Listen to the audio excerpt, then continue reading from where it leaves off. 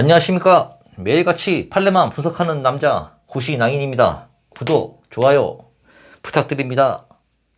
이것도 상담 많이 보내주시고요. 오늘 설명드릴 판례는 대법원 판례. 그 외국에서 집행된 형의 산입에 관한 거예요. 이제 갑과 을이 어디? 필리핀에서 필리핀에서 같이 살아요. 근데 을의 집에서 그냥 얹혀 사는 겁니다. 그냥 빌부터 사는 거예요, 갑이. 그럼 이 새끼가 고마운 줄 알아야 되는데, 이제 을이 이제 뭐 좀 나가라 뭐 얘기를 했겠죠. 이제 뭐 하니까는 기분 나쁘다고 이제 싸우다가 이제 칼로 찔러요. 그래서 이제 을을 죽입니다. 배은망덕한 놈이죠. 그래서 이제 이제 갑이 근데 필리핀 이제 여기서 이제 필리핀 경찰한테 잡혀가지고 이제 기소를 해가지고 재판을 받아요. 재판 받아가지고 재판 확정되는 동안 미결 구금 상태로 구금이 됩니다. 근데 이게 재판이 길어져가지고 이제 2005년도에 이제 잡혀가지고 이제 재판을 시작했는데 2010년도까지 재판을 받아요. 나중에는 이제 증거 불충분으로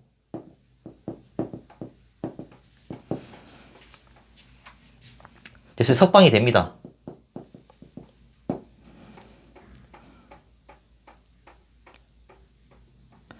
석방이 돼서 이제 한국으로 오죠. 이제 한국으로 오자마자 다시 체포됩니다. 우리나라는 속인주의잖아요, 속인주의. 속인주의도 있잖아요. 그래서 이제 저 갑을 똑같은 이 범죄로 다시 이제 구금을 시켜요. 이제 여기서 이제 제1심 법원은 피고인에 대하여 징역 10년을 선고합니다.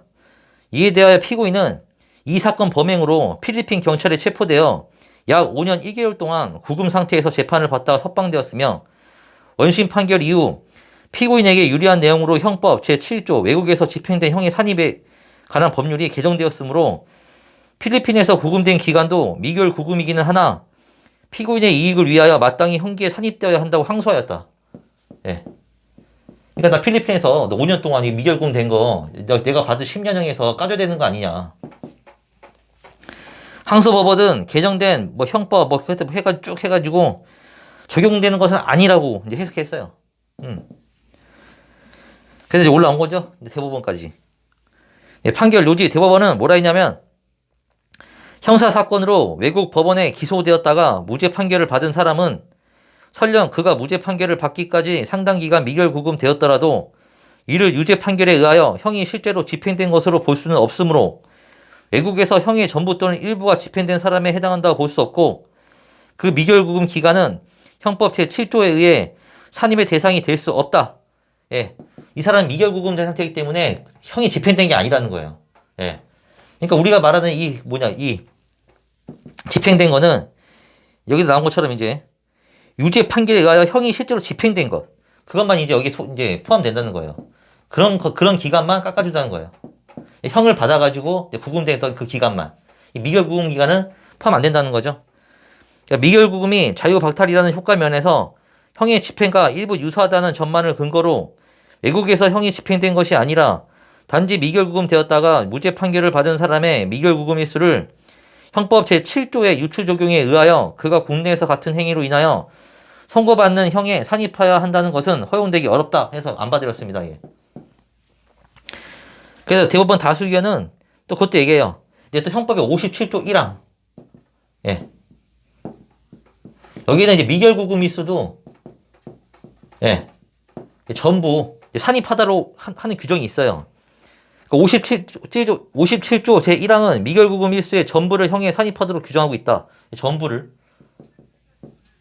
산입할 규정하고 있어요. 근데 왜 여기 미결 구금 일수를 인정 안 해줬느냐?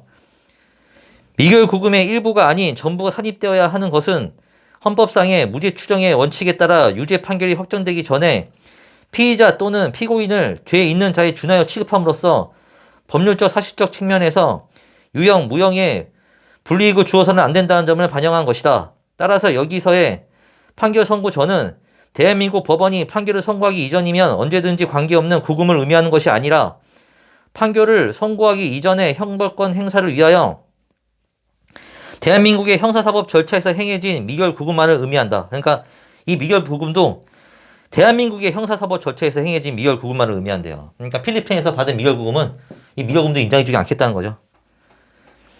피고인이 외국에서 기소되어 미결 구금되었다가 무죄 판결을 받은 이후 다시 그 행위로 국내에서 처벌받는 경우 피고인을 고려함에 있어 형법 제7조나 제57조 1항을 적용할 필요 없이 양형 단계에서 고려하는 것으로 충분하다. 그래, 너 미결 구금 된 건 불쌍해. 이거는 우리가 양형, 예, 유죄 판결을 한 다음에 이제 형을 정할 때 우리가 그 형을 좀 깎아줄게. 양 단계에서. 이걸로 충분하다는 거예요. 즉 공판 과정에서 외국에서의 미결 구금 사실이 밝혀진다면 양형에 관한 여러 사정들과 함께 그 미결 구금의 원인이 된 사실과 공소 사실의 동일성 이런 걸 쭉쭉쭉 적용해가지고 이제 53조의 양형 단계에서 장량 감형 등을 적용하고 나아가 이를 양형의 조건에 관한 사항으로 참작하여 최종의 선고형을 정함으로써 적정한 양형을 통해 피고인의 미결 구금에 따른 불이익을 충분히 해소할 수 있다.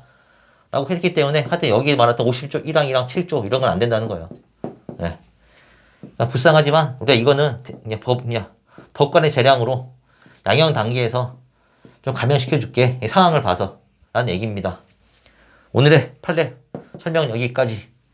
구독, 좋아요 도와주세요. 읽어봐 주시고 다음에 더 유익한 정보로 찾아뵙겠습니다. 다음에 만나요.